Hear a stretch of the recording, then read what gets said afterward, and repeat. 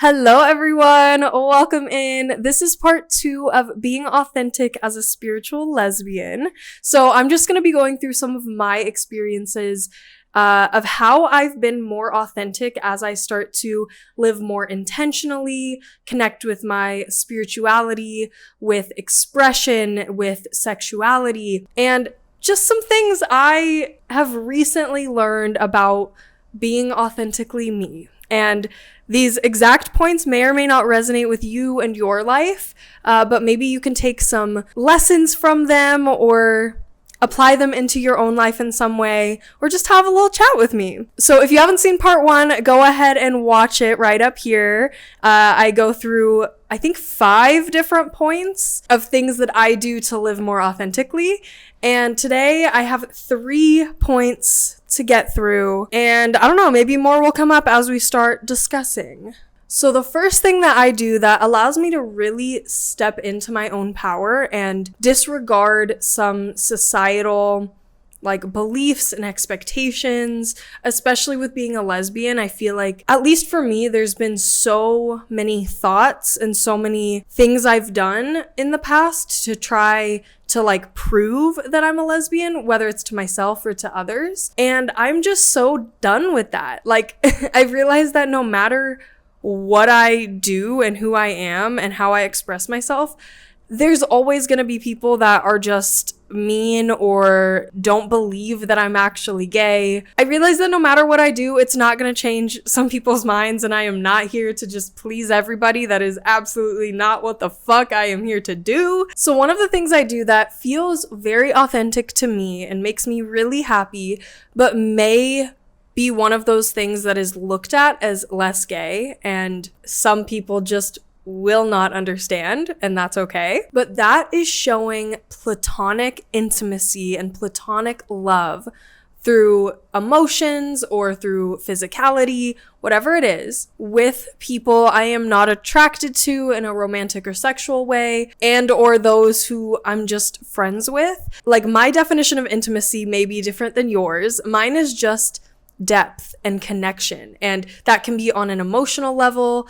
it can be in a physical way, and yes, sex is intimate and can be, but that doesn't mean intimacy equals sex in my book.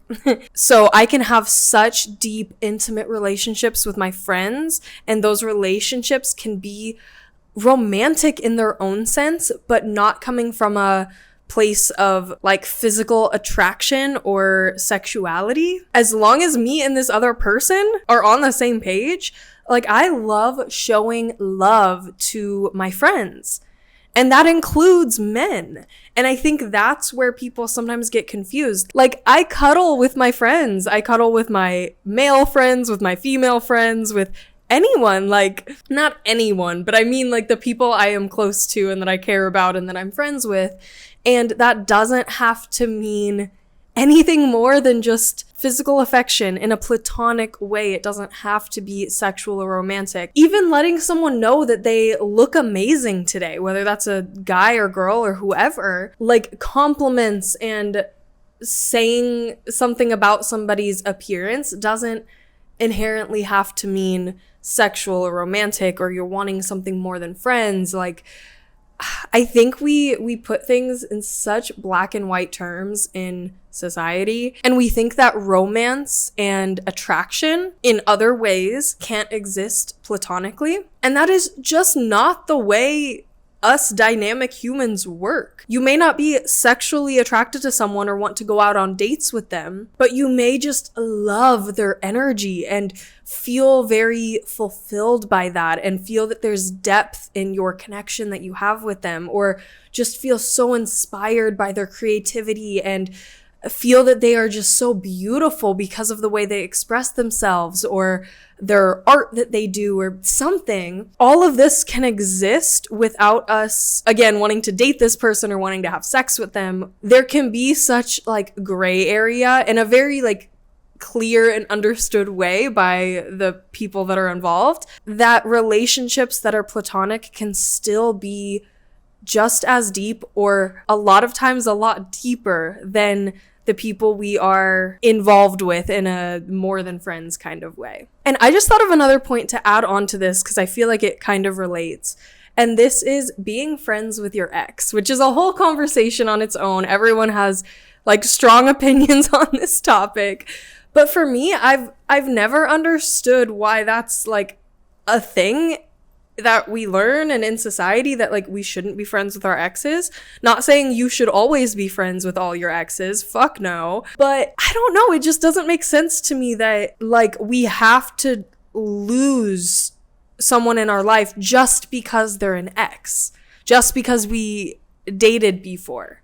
It genuinely does not make sense to me. I think if that person is unhealthy for you in your life, then no, you shouldn't be friends with them. But if you could work as good, healthy friends, like, why not? And the way this ties in with my last point is the understanding of, again, just because you have some deep connection with someone doesn't mean that there's something more than friends going on. And at least in my life, the exes that I became friends with again after we broke up, that has actually been some of the most beautiful and important like connections and times in my life, and something that I'm so grateful for. And this does not mean that I have been friends with all my exes or even a majority of them. I absolutely have not, because I realized they were not a good person, at least for me, just in general, whether as a friend or as more than that. But there's been 2 different people now who I've been in serious relationships with, and with both of them, we did take a break apart with basically no contact. With one of my exes, it was a whole year we took, and for the other person, it was like, I want to say a month or 2. And so sometimes I do think that that period of time to like heal and grieve that kind of relationship with that person and grieving the dynamic that you had, I think that is important for a lot of us, for most people. But coming back together and being just genuinely friends is such a beautiful thing, and something I am just so grateful to have experienced. And of course that comes along with the territory of whenever either of us get into a new relationship, this would be the common thing to happen, where the new partner would then be like jealous of the old partner and them still being friends and all that. And even though that is something that I've experienced in a way with at least one of my exes that I'm still friends with, where this like third person now is like jealous of the connection me and her have. And so although that's been a thing, like I've had to kind of deal with that in a way, I don't get it. That is literally just insecurity.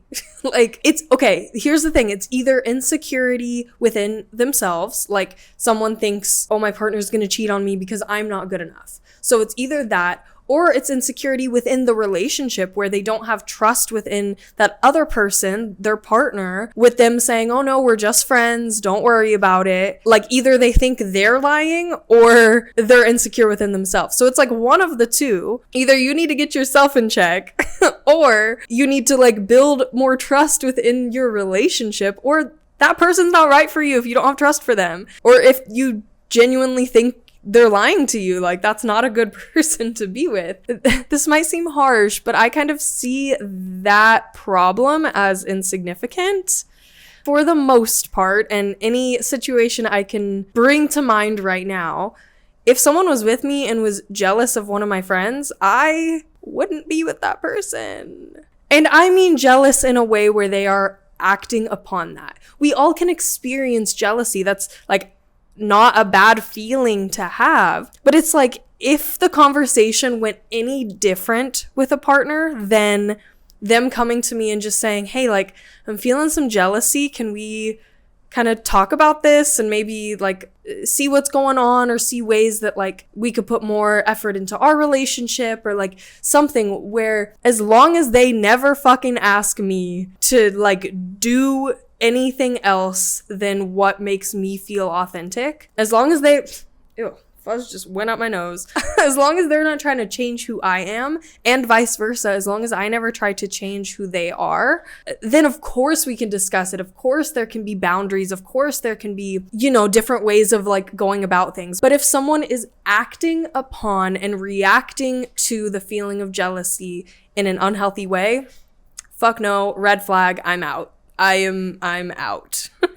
It has happened way too many fucking times for me to just settle now. You know what I mean? Another thing that has been wildly important for just my overall growth in life, and especially with my sexuality, my sense of confidence, my safety within my own body and my own self, and also the hardest thing I've ever had to work on, is setting boundaries with men primarily. I've just realized that there are so many things that are so normalized out in this world that men do that are fucking disgusting, that again are just so normalized, whether it's because it's just like the way things are or the way things have been for a while and we don't question them, or whether it's because these things are happening to women typically, and we're scared because these men can become violent and it's fucking scary to speak up, and we're literally conditioned not to. And that's sometimes for a good reason and sometimes it's not. And so I have worked so hard on being able to stand up for myself and set boundaries with men. They're things that I never would have even thought of doing. For example, there was this guy that I worked with at one of my old jobs, and he already like gave me the creeps from the start. I don't know why. There was just something about him. Everyone noticed. We were all like, something's off with this dude. Every time he would leave work or go on a break or something, he would go to like all the people kind of around us, like me and coworkers, and he would give everybody like a little fist bump or a high five, like, okay, see you soon, see you later. And then he would come up to me and try to give me a hug. So that's the second thing that made me uncomfortable, is he would like target me basically as like expecting more than just a fist bump. And mind you, I was 99% of the time the only woman in that vicinity at that moment. There would occasionally be one more woman in there, but it was usually just me. And so he did this a couple times, and every time it made me uncomfortable. It made me feel really icky afterward. I felt scared being around him or talking to him, and especially like hugging him. But in my mind, it was always like, it's gonna cause like an even worse feeling if I, stand up for myself, if I say I don't want to hug you, or I like push him off or something. Not only is it gonna just add an extra odd layer to the whole thing, but it's also like, it feels awkward to not give someone a hug. Like, a hug's so simple. I don't feel like a hug by basically anyone is like boundaries being crossed. Like, it's just a hug. It's not a big deal. And like, we're at work. I don't know. Like, this is kind of the environment that we're in. I hug literally everyone else because all my other coworkers like love dearly and did not get that creepy feeling from them. So I would like be doing that with everyone else. So I would make him feel weird if I didn't hug him. And then I stopped myself. I was like, Cass, in your brain, you're saying you don't want to make him feel weird, and that's why you're not speaking up. But he is making you feel weird, and he doesn't give a fuck about it. And so one day, I like prepared for this. I was like, okay, I'm gonna do something. I don't know exactly what, but I'm gonna do something when he tries to come up to me and hug me. And I am not gonna hug this dude. That makes me uncomfy, and I am fucking honoring that. I can feel it in my body. This does not feel right. And I have ignored my body's intuition before, and I am not doing that anymore. So he does the whole thing where he goes around, fist bumps everybody, comes up to me. I thought I could just kind of like ignore the encounter. So I was on my phone, like facing the wall, fully like back to him. I thought that would imply, hey, I'm like busy, basically don't like come up to me or whatever. And you know, when you go to hug someone, you don't like just hug them. You kind of like put your arms out, go up to them, they put their arms out. It's like you're both hugging each other, even if one person like initiates it. And so I thought that's what he would do. If I never put my arms out, he just wouldn't think he could hug me. That wasn't necessarily the case. He came up to me, he was like, "Oh, bye, Cass," and like starts to put his arm around me. So I turn around and just say, "I don't want to hug." And I like step back and kind of like put my hands like this. It was the most awkward encounter though. He just like looked at me, no emotion, just like this. And then turned around and walked out the door. The thing is, if anyone had done this to me, if I went up to someone, tried to do something, let's say I genuinely thought like, oh, everyone likes to hug, and I am such a hugger, so like that could be me, like going up to someone and just kind of like hugging them. But if somebody said like, I don't want to hug, or they implied that they were uncomfortable in any way, I think I would like cry. I think I would at the very least be like, "Oh my God, I'm so sorry. I did not know. I appreciate you for telling me. Like, thank you so much. I am so sorry if I crossed any boundaries." Like, I would be so over the top with like communication after that, you know what I mean? And like asking for everything, every consent for everything, even if it's something I deem as like very casual. And so the fact that he just did nothing, I could tell on his face, like he had no expression. I don't even know if he was upset or like angry. It felt like he just expected something and like didn't know what to do when he didn't get it. Anyway, so that's a whole story. But that is one of the ways I felt my heart was pounding so much after that like one interaction. And I was so scared and I felt so empowered and so confident. I like went and told all my coworkers and they were like, "Yeah, let's go." And like, it was such a cool experience. And to a lot of people or any men that are watching this, you may think, how the fuck did that make you so like scared? And why was that such a big deal? Like, who cares? This is the type of shit, like these are the everyday situations that women are put in, and everyone's put in, but I'm just speaking from my own perspective and being a woman in society. These are the everyday common kind of like low risk situations where our boundaries are still being crossed and we are we have been continuously told to not speak up for ourselves and to just like, don't make a scene, don't make this more weird than it is. Like, I'll tolerate being uncomfy for a sec if it means I don't have to like get involved with anything else and make someone else feel weird. So these are the things that matter. Of course, it could theoretically like matter more if we were in a more dangerous situation and able to safely speak up for ourselves and avoid something like really, really traumatic. Like, of course, those situations are important to talk about and know about, but it is these little things that happen on a daily that, one, are gonna make more of a difference because, again, they just happen more often. Two, they are gonna build up your confidence for speaking up for yourself because, like, the fact that this situation that was so, like, in my mind, I didn't feel unsafe at all to speak up for myself. I knew all of my coworkers around me who were all like dudes that would fucking go after someone if they were doing something to me. Like, I knew that I was safe, and even then it was terrifying for me. And so I feel like we need to respond in the ways we want to, or work on doing that when we're in these like everyday situations, so we get that practice and that confidence builds up, and it really just builds up a sense of self and independence and worthiness, because you're telling your mind and your body that you are worthy of standing up for yourself. You're worthy of being comfortable. You don't care if you make someone else uncomfortable if they are doing that to you. Like, you're here to protect yourself in such a bold, embodied way, and having practice in those quote unquote smaller situations, I think is really helpful and has helped me so much with being able to do more of that when other things come up. The last thing I wanted to touch on today is noticing compulsory heterosexuality within myself. And if you don't know what that is, I made a whole video about it. You can go ahead and watch right up here. So there are some things and situations where I've realized that compulsory heterosexuality, or CompHet, is kind of running the show. Like I realize within myself, I become aware that what I'm thinking and feeling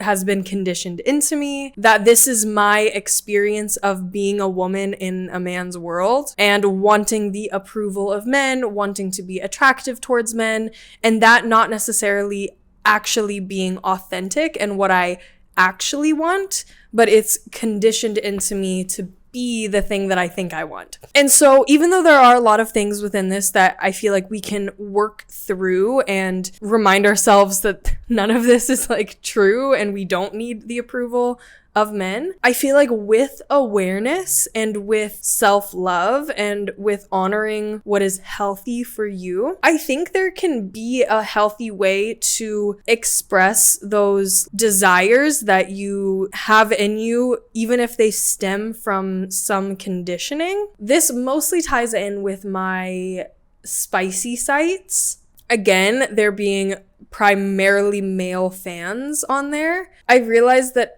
even though I'm gay and I don't really care, like in a real way, whether or not dudes think I'm attractive, like I couldn't care less in a real way because like it doesn't matter to me. But because what I am doing and the content I'm putting out there is so authentic to me, if men happen to be attracted to me, I can still like that. Even though I'm gay, and even though like I wouldn't necessarily care at all if they didn't find me attractive, like I can still enjoy that. In one sense, it's even more empowering because I know that I am not doing anything to try to get men's approval.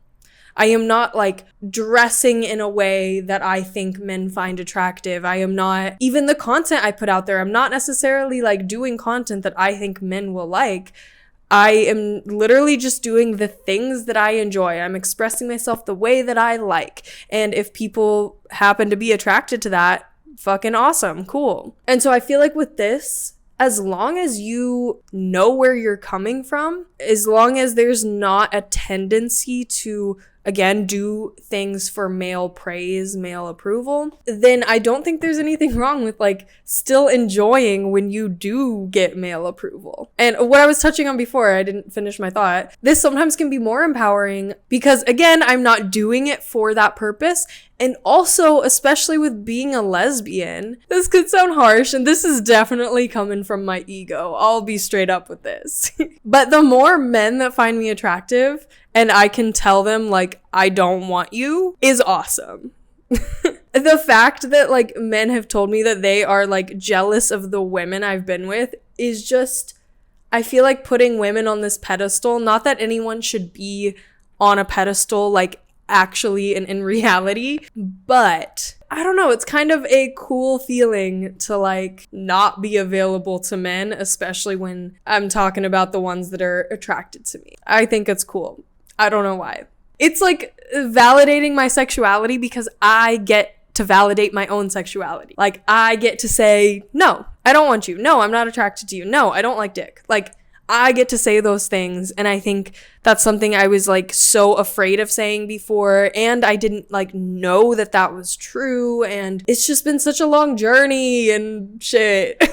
And so being able to like do that now, I feel like it's just validating for me, and it feels good. I've spent so much of my life trying to please men, a lot of times unconsciously, but still have. And so stepping into this era of like, even if things are the same on the outside, even if guys still come up to me and ask for my number, even if like guys still try to flirt with me, even if guys think I'm attractive, whatever, the fact that like I know myself enough and I'm confident enough in myself and I know my own worth enough to say no and like just choose what's actually authentic for me is so empowering and something I hadn't really experienced before. So yeah.